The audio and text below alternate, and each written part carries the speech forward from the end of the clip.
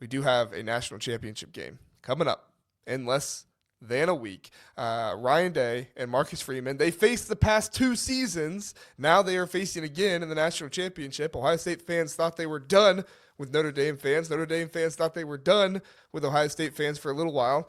But Marcus Freeman has done the improbable. He has brought Notre Dame back to a national championship game. It's been over 10 years since they've been there. It's been 10 years since Ohio State won their last national championship. Marcus Freeman has just done a spectacular job. Mm-hmm. Ohio State is favored in this one by 8.5. They was originally favored by 9.5. So obviously the money is coming in. People are confident that Notre Dame can make this a closer game, or at least very well win it outright. We'll see what happens. But Zach, I'm curious with all the talk about Ohio State and their talent discrepancy and everything else, are there any key matchups that you see in this game that you think people watching it need to be paying attention to? Yeah, I think there's a few. One is, I was listening to PFF a little bit earlier today. They're really high on Leonard Moore on the defensive back for Notre Dame. He's a true freshman.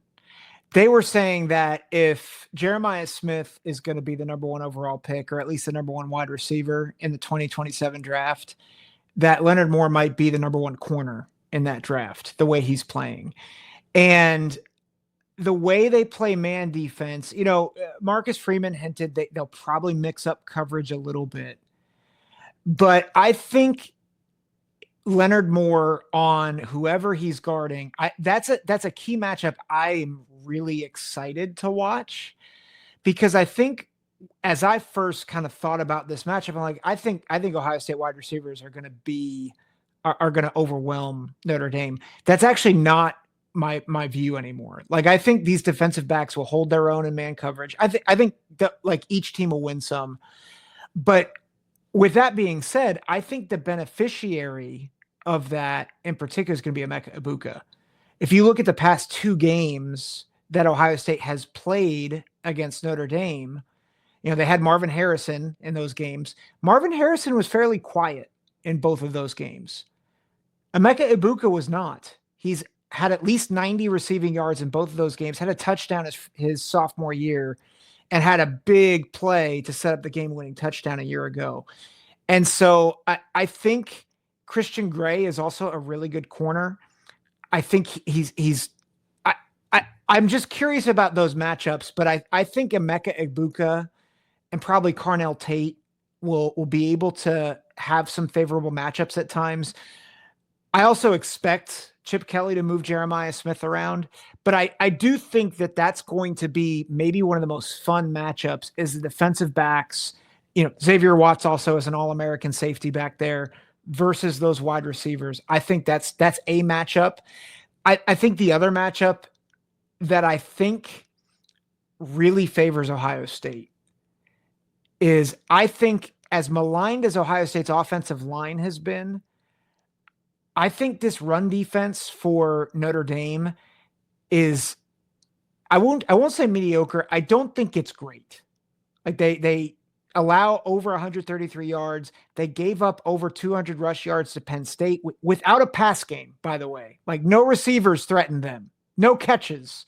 And they still ran for over 200 yards, averaged a little under 5 yards a carry on them. And my question then is, if they are able to run the ball, how does that change their pass defense? And so I think those are a couple of questions. Those are all on offense. The reason why I'm not mentioning the defense is this is an awful matchup for Notre Dame in terms of their offense against Ohio State's defense. And the key to the game is, will Jeremiah Love and Kadarian Price, will they be able to run the ball and get explosive runs on this rush defense, which is allowed only 62 yards a game in the playoff? I don't see how Notre Dame's offense is going to be able to score consistently in this game. Really, the only team in the playoffs that they were able to put long drives together against was Indiana. And Indiana, their offense didn't move the ball hardly at all, and the defense for Indiana got tired, and Notre Dame was just able to move the ball on them, and obviously Notre Dame also was healthier back then. For me, like Notre Dame has a very quick passing game, and that's where they kind of do most of their work. They do their best when guys are speaking of PFF. I was listening to, I believe, that same show as well, and they were talking about how Ohio State doesn't have to bring a blitz to get pressure on this Notre Dame offensive line. Well, Notre Dame, they do their best passing work when the other team blitzes because Riley Leonard is just very, very good, and the offensive line is very, very good at figuring out where the blitz is coming from, if the other team is blitzing, and where the holes are going to be. So they oftentimes throw those quick shots to guys. I don't know if I see that working on this Ohio State team. Obviously, if we can tell, and PFF can tell, that Riley Leonard is much better against the blitz than just a four-man rush, Ohio State's going to be able to tell that. And if you have Ohio State's big physical corners and press coverage against these Notre Dame wide receivers that, we'll talk about Greathouse here in a second, but they're not the best wide receiver group out there. I don't know how they're going to be able to pass the ball consistently. And if you can't pass the ball consistently and this run defense for Ohio State is as good as they are, you're not going to get many first downs, and you're going to be on the field longer or shorter, which is going to put your defense out on the field longer, and it's going to be frustrating for them. Another key for me is, can Notre Dame run their man coverage? You're talking about Leonard. To me, it's the entire secondary, because even if we saw what happened against Texas, even if you can take Jeremiah Smith away, which is a big task to be able to do that, you still got Carnell Tate, you still got Emeka Ibuka. These guys are also very talented wide receivers. To me, Notre Dame has a very good secondary, but I don't think any team in the country can stay on these guys in man coverage all game. I just don't think any secondary can, because this wide receiver group is too talented.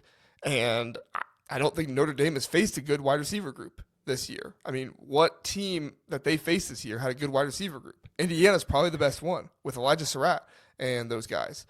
I mean, Louisville, maybe. USC, I was going to say, I think they Louisville, were a little underwhelming this year. I was going to say USC and Louisville, but I think to your point, they struggled in both of those games defensively. Yeah, they gave 35 to USC, 8 minutes left in the fourth quarter. USC was down by a touchdown, and they were in the red zone. Yep. Notre Dame got a pick, and I think it was a pick six in that one. And then USC drove the field again, and they were getting ready to score, and then they got another pick six.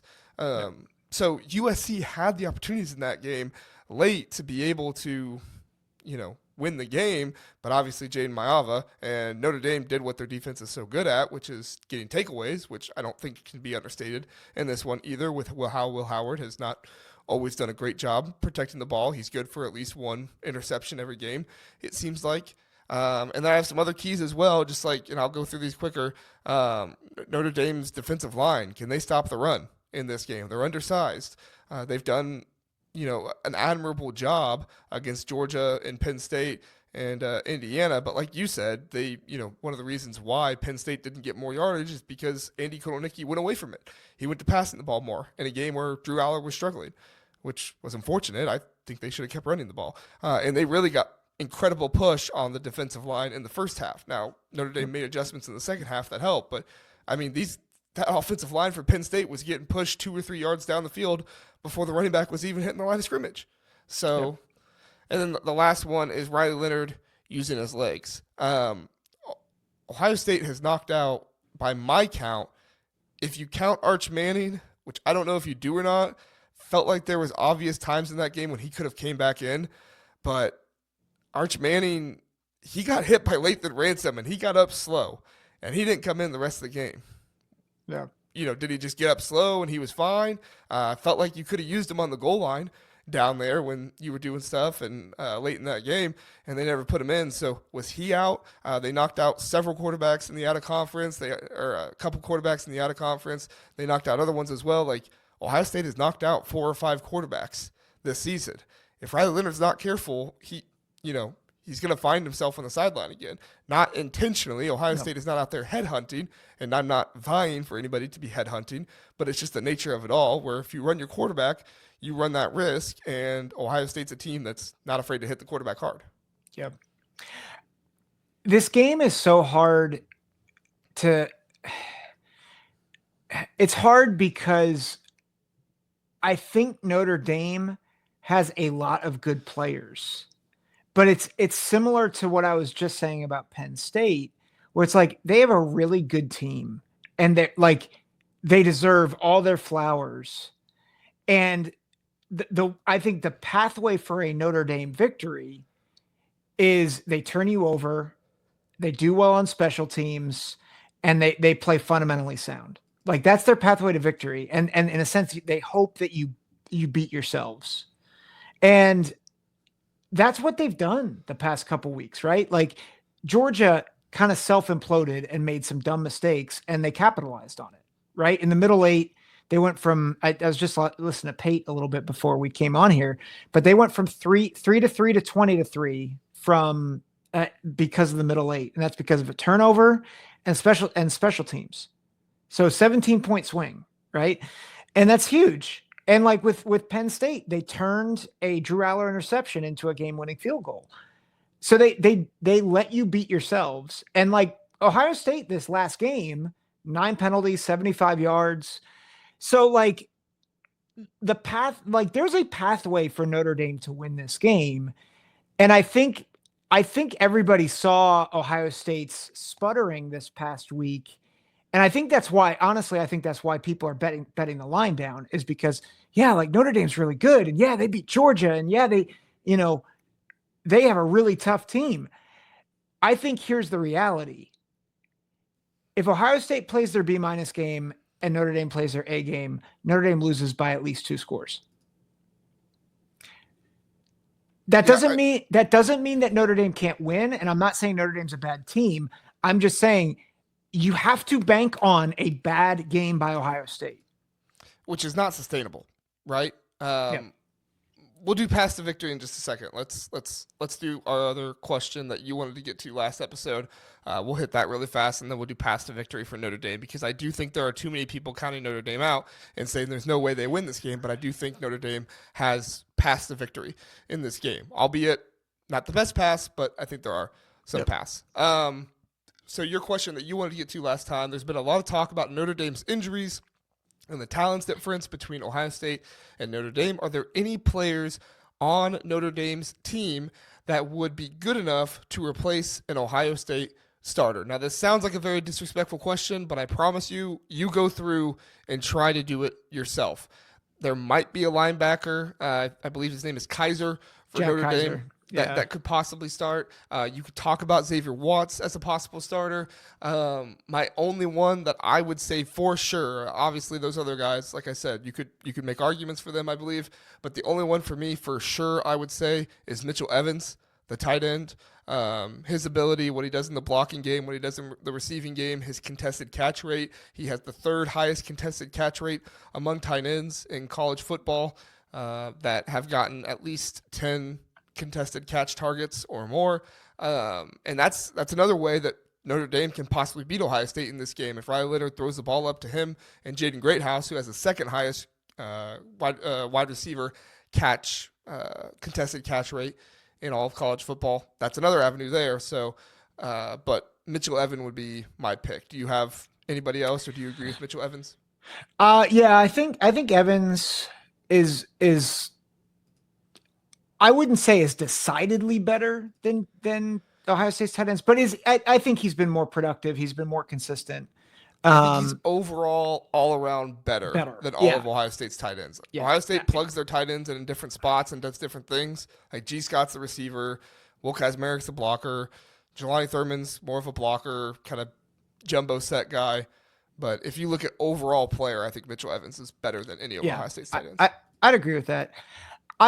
I think there is an argument to say when he's healthy, Jeremiah Love is the more complete back. I think I'd be curious to see Henderson get a full seat, like be a primary back, or Judkins a primary back. And part of that could be the offensive line. But I do think Love, like he's got a 1st round grade for next year's draft on him. And I'm not sure that Henderson or I think Henderson and Judkins are probably more second, third round guys right now. I think Henderson could work his way up into first round. But I think I think he's certainly in the rotation at Ohio State. If he's at Ohio State, like there's no keeping him off the field. He's really good. I I think you could possibly say Rocco Spindler at one of the guard spots, but he may not play. But it's and Xavier Watts taking a safety spot. As much as I love Lathan Ransom, although I did look up at our lad Xavier Watts and Caleb Downs, I think technically play the same position, but they moved that doesn't Downs. always mean you can't move somebody over. I'd still take Ransom over Watts if it were me, but I understand. I understand what you're seeing there. Yeah, and I think you could make a case for Howard Cross over Ty Hamilton. Yeah, but he's not playing in the game, right? Is Cross not playing? I thought Cross wasn't playing. Make sure. Riley Mills isn't playing. Riley Mills is not. Yeah. The other corner, I would say I would pick Leonard Moore over either Igbinosun or Burke. You would take Leonard Moore over Igbinosun and Burke? Igbinosun or Burke. Like if you put him in one of the corner spots over them. But again, it's like it's shades, right? Right. And part of that I think is probably more potential, but he's playing really well right now. Yeah. Yeah, I mean, I could take Leonard Moore possibly. I don't know. I think I'd still take Burke or Igbinosun, especially with how Igbinosun's been playing lately. Now, you asked me earlier in the year when Igbinosun was holding on every single play. I'd probably answer you differently, but at least for now. So, all right, let me look up really fast Howard Cross. Go ahead and give me your path to victory for Notre Dame while I look up Howard Cross. I mean, it's very Tressel-like, right? And I think ironically, I think people bring up the 2002 national championship game with Miami and Ohio State. No one gave Ohio State a shot to win that game. I think it's a similar thing where Notre Dame really has to muck things up, right? Like they have to make it a slugfest. They force turnovers. They really confuse Will Howard. They get a lot of pressure. And they're able to get pressure with 4.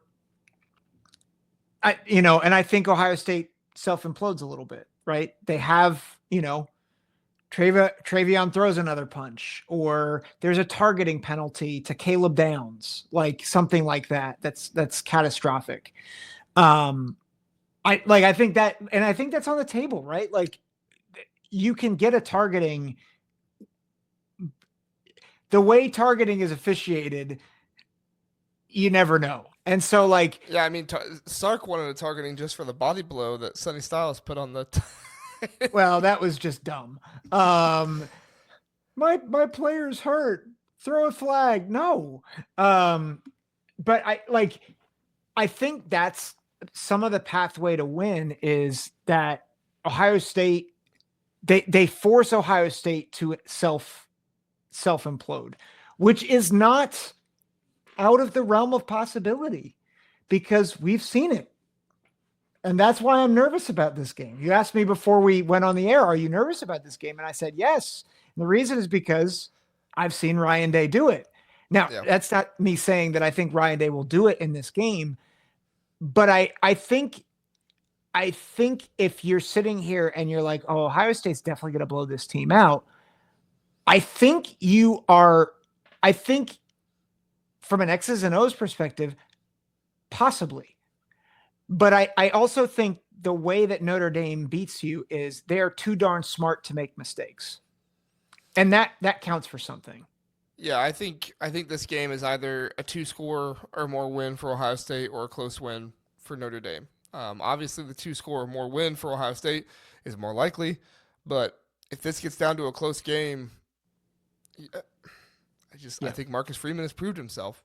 He proved it against Penn State. Yeah. He proved it, in some ways against Georgia. But I think this Notre Dame team is going to be better in a close game at the end of the game than Ohio State will, personally, because if it gets to that point, not to say that like Ohio State's the worst team, but just if it gets to that point, that means Ohio State's been making mistakes all game. That's allowed it to get to that point. Howard Cross does look like he's going to play against Ohio State. He tweaked his ankle in the Georgia game, and then the question was, which I was still remembering before the Penn State game. I thought I read it after, but I looked back up what I had seen, and it was before the Penn State game, saying he might play, and they were going to see how much he played. Well, he played nearly 60 snaps, so he's fine. Yeah. He'll be fine. So sorry about that. My path to victory for Notre Dame in this one, I have goals they have to achieve in order to make this happen. And I think they have to achieve all 4 of these goals.